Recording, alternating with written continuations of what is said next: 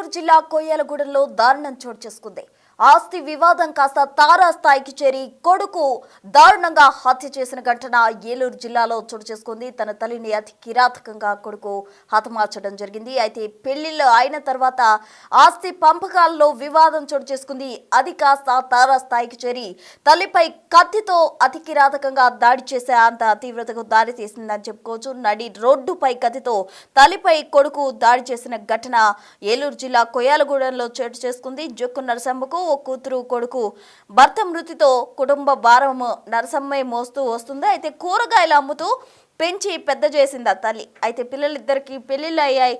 ఆ ఇంట్లో ఆస్తి గొడవల విషయంలో వివాదం చోటు చేసుకుంది. అయితే ఇల్లు అమ్మి డబ్బులు ఇవ్వాలని తల్లికి కొడుకు వేధింపులు స్టార్ట్ చేయడం జరిగింది. ఆదివారం ఇదే విషయంపై తల్లితో శివ గొడవ పడ్డాడు. అంటే నరసమ్మ కుమారుడు శివ తల్లితో గొడవ పడడం జరిగింది. ఆస్తి ఇవ్వలేదనే నెపంతో రోడ్డుపై అతి కిరాతకంగా కత్తితో దాడి చేశాడు. రక్తపు మడుగులో ఉన్న నరసమ్మను ఆసుపత్రికి స్థానికులు తరలించడం జరిగింది. అయితే అప్పటికే నరసమ్మ మృతి చెందింది. కొయ్యలగూడెం మండల కేంద్రంలో ఈ విషాదం చోటు చేసుకుంది.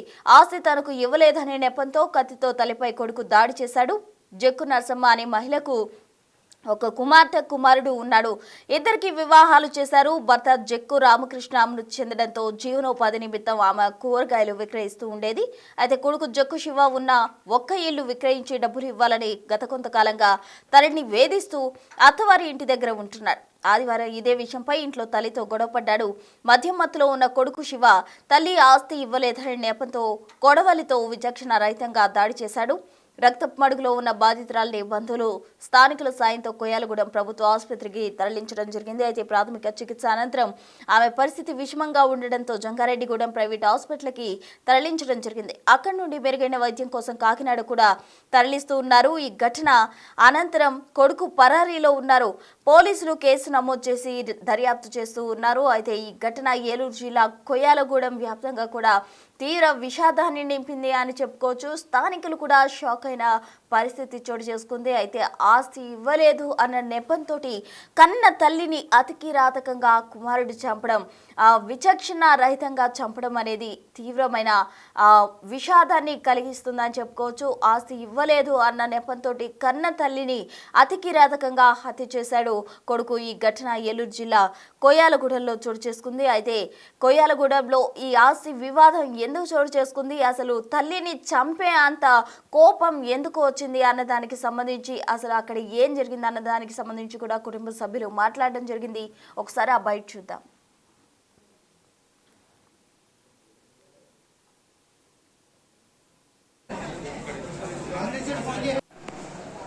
పెట్టుకోలేదు.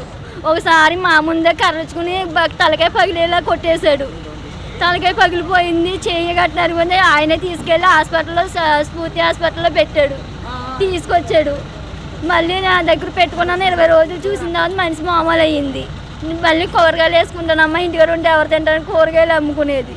ఇది 3వసారి ఇలాగే నరికేస్తాము. ఎందుకు కొడుతున్నాడో ఏంటో ఆడికే తెలియదు. పోనీ ఏదన్నది మనుషులు మెరుగుల్లో పెట్టి మాట్లాడుకొని అదని ఇదని చేసుకుంటూ మానేసి ఎలా చేస్తున్నాడండి. అమ్మగారండి, అన్నయ్య.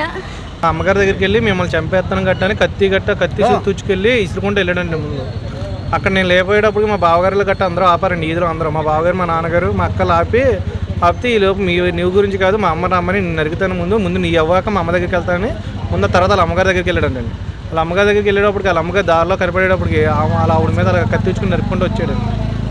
ఈ అంతా మాకు తెలిసేటప్పటికి ఈ టైం అయిందండి. ఎవరి మీద దాడి చేస్తారో తెలుస్తలేదండి. ఆడు ఎక్కడ ఉండడం తెలియదండి, పారిపోయాడండి. ఎక్కడ తిరిగినా కనపడలేదు. సెంటర్ మొత్తం కూడా తిరిగారు, కూరలు ఎక్కడ కనపడలేదండి. ఎవరు ఆపుతాకు చూసినాడు, ఆపుతా లేదండి. అందరి మీద కత్తిలు కట్టి ఇసురుకుంటే కత్తి సుత్తు తీస్తున్నాడండి. జరిగింది కొయ్యలగూడెం మండలంలో అశోక్ నగర్ అండి, రామాలయం వెనకాలండి వీధిలో.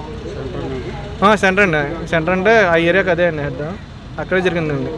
ఆ టైం 4 అవుతుంది కానీ ఆ టైం అందరూ పడుకుంటారు సండే కదండి. ఎవరో దొరకపోయేటప్పటికి అసలు వస్తే ఆపుతాకి ఎవరు దొరకలేదు నాకు. వీడు కూడా వచ్చిన 2-3 వస్తే అందరి మీద కత్తి కట్ట ఇసురుతో మొదలెట్టాడు. భయం వేసి ఎవరో వెళ్ళలేదండి.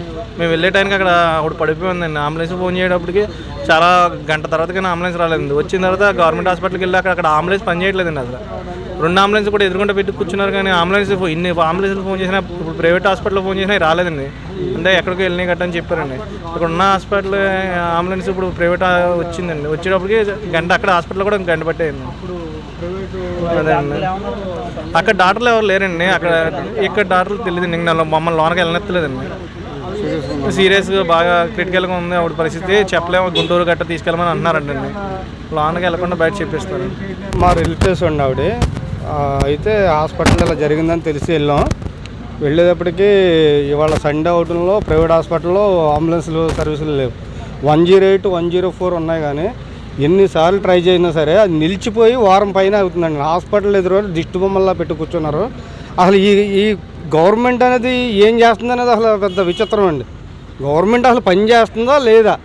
గవర్నమెంట్ హాస్పిటల్ 100 పడకల హాస్పిటల్ అన్నారు, డాక్టర్లు లేరండి. అక్కడ కోయిలగూడ మండల హెడ్ క్వార్టర్లో ఆ రకంగా ఉందంటే అది చాలా ఇది. గవర్నమెంట్ ఏం చేస్తుంది అనేది అసలు ఎవరికి 108 ఫోన్ చేస్తే 1 మినిట్లో వచ్చేదండి. అటువంటిది గంటల తరబడి ఆవిడ అక్కడ ఉంటే సీరియస్ అయిందండి.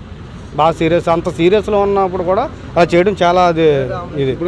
ప్రైవేట్ హాస్పిటల్లో అంబులెన్స్ పెట్టుకోవచ్చు, అది తెలియదండి. వివరాలు ఎవరో లేరండి. దారిలో ఇంటికి వచ్చామని దారి కాసి చేసేది. సెంట్రల్ నుంచి ఇంటికి వచ్చామని దారిలో ఇది 3వసారి. ముందు 2 సార్లు కొట్టాడండి. కొట్టినా మేము తోడబుట్టినోడని మేము ఎక్కడా బయట పెట్టుకోలేదు. ఒకసారి మా ముందే కర్రచుకుని తలకాయ పగిలేలా కొట్టేశాడు. తలకాయ పగిలిపోయింది, చెయ్యి కట్టినది. ఆయనే తీసుకెళ్ళి హాస్పిటల్లో, స్ఫూర్తి హాస్పిటల్లో పెట్టాడు. తీసుకొచ్చాడు మళ్ళీ నా దగ్గర. సో భర్త చనిపోయినప్పటి నుంచి కూడా నరసమ్మ కూరగాయలు విక్రయిస్తూ కూడా పిల్లల్ని పెంచి పెద్ద చేసింది. అయితే వారిరువురికి కూడా వివాహం చేసింది నరసమ్మ. అటు కుమారుడికి కుమార్తెకు కూడా 2 పెళ్లిళ్ళు కూడా జరిపించింది. అయితే పెళ్లిళ్ళ తర్వాత కూడా కుమారుడు అత్తగారింట్లో ఉంటూ తరచుగా కూడా ఉన్న ఒక్క ఇంటిని అమ్మి తనకు ఆస్తి ఇవ్వాలంటూ కూడా తను గొడవ చేస్తున్న క్రమంలో ఈ వివాదాలు ఎక్కువగా చోటు చేసుకుంటూ ఉన్నాయి. అయితే ఒక్కసారిగా ఆదివారం కుమారుడు శివ వచ్చి తన తల్లితో ఇంటిని అమ్మి డబ్బులు ఇవ్వాలంటూ కూడా గొడవ చేస్తున్న క్రమంలో ఒక్కసారిగా తల్లిని అతి కిరాతకంగా రోడ్డుపై నరికి చంపాడు కుమారుడు శివ. అయితే ఆమెకు నరికి ప్రయత్నం చేసిన క్రమంలో స్థానికులు చూసి ఆమెను హాస్పిటల్కి తరలించడం జరిగింది. అయితే ప్రజెంట్ మెరుగైన చికిత్స కోసం తల్లి నరసమ్మను కాకినాడ హాస్పిటల్కు తీసుకెళ్లడం జరిగింది. ప్రాథమిక చికిత్స అనంతరం ఆదివారం ఇదే విషయంపై తల్లితో శివ గొడవ పడ్డ సంగతికి సంబంధించి కూడా స్థానికులు కూడా మాట్లాడడం జరిగింది. అయితే శివ గత కొంతకాలంగా కూడా తల్లిని ఆస్తి కోసం వేధిస్తున్నాడంటూ కూడా వాళ్ళు చెప్పడం జరిగింది. మరోవైపు కుటుంబ సభ్యులు కూడా ఈ విషయానికి సంబంధించి తీవ్రమైన విషాదం వ్యక్తం చేస్తున్నారు.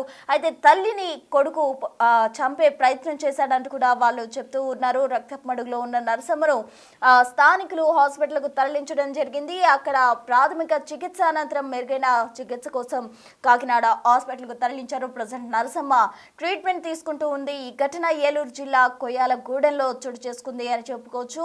అయితే తల్లిని అతి కిరాతకంగా కుమారుడు చంపడానికి సంబంధించి కూడా పోలీసులు కేసు నమోదు చేసి దర్యాప్తు చేపట్టడం జరిగింది. అంటే ఈ మధ్య కాలంలో ఎక్కువగా కూడా ఈ ఆస్తులకు సంబంధించి వివాదాలు కుటుంబంలో చాలా చోటు చేసుకుంటున్నాయి. చాలా మంది కూడా ఒకరినొకరు చంపుకుంటున్న సంఘటనలు కూడా చోటు చేసుకుంటున్న క్రమంలో తాజాగా ఏలూరు జిల్లా కొయ్యాలగూడెంలో తల్లిని ఆస్తి కోసం చంపే ప్రయత్నం చేశారు కుమారుడు శివ. అయితే వెంటనే అప్రమత్తమై గమనించిన స్థానికులు అక్కడ ఉన్న నరసమ్మను, రక్తపు మడుగులో ఉన్న నరసమ్మను హాస్పిటల్కు తీసుకెళ్లారు. అక్కడ ప్రాథమిక చికిత్స అనంతరం కూడా మెరుగైన వైద్యం కోసం కాకినాడ హాస్పిటల్కు తరలించడం జరిగింది. ప్రజెంట్ నరసమ్మ ట్రీట్మెంట్ తీసుకుంటూ ఉన్నారు. మరోవైపు కుమారుడు శివను పోలీసులు అదుపులోకి తీసుకున్నారు. ఈ కేసుకు సంబంధించి కూడా పోలీసులు దర్యాప్తు చేస్తూ ఉన్నారు.